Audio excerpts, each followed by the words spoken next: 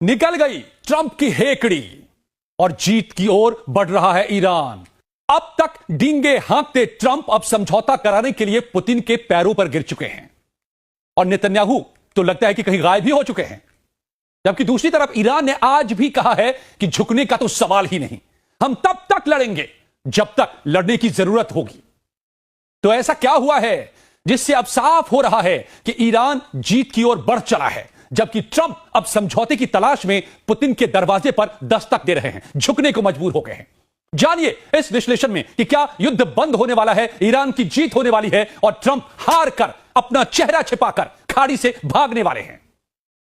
लेकिन उससे पहले आपसे गुजारिश कि अब तक अगर आपने चैनल को सब्सक्राइब नहीं किया है तो प्लीज सब्सक्राइब इट। वीडियो पसंद आए तो लाइक कीजिए और कमेंट जरूर कीजिएगा दोस्तों, शेयर कीजिएगा इस वीडियो को।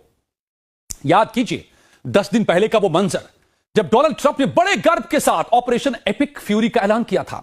दावा था कि ईरान 48 घंटे में घुटने टेक देगा, तेहरान की सड़कों पर विद्रोह हो जाएगा और आयतुल्लाह के शासन का अंत हो जाएगा, अपनी कठपुतली सरकार बना लेंगे।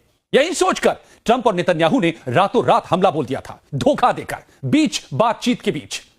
लेकिन आज हकीकत क्या है? हकीकत यह है कि ईरान झुका नहीं है, बल्कि ट्रंप की ही हेकड़ी निकल गई है।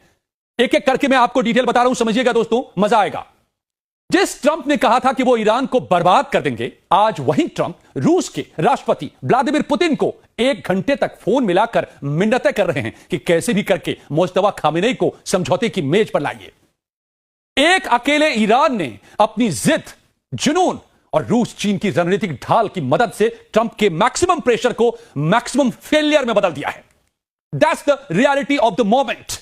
पिछले 2 महीने से आपको मैंने हर वीडियो में यही बताया है और आज वो हो रहा है। तो अब बात करते हैं उस फोन कॉल की जिसने पूरी दुनिया की कूटनीति को बदल दिया है दोस्तों। 9 मार्च को ट्रंप ने खुद पुतिन को फोन किया, 1 घंटे तक बात की।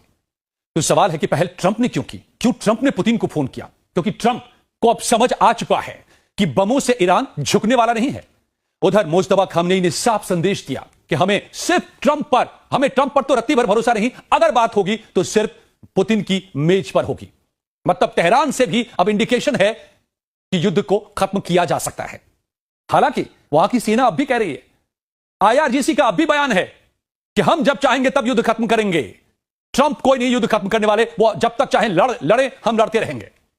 लेकिन मुस्तफा का यह मैंडेट कि पुतिन ही उनके वकील होंगे, ट्रंप के लिए सबसे बड़ी कूटनीतिक हार है।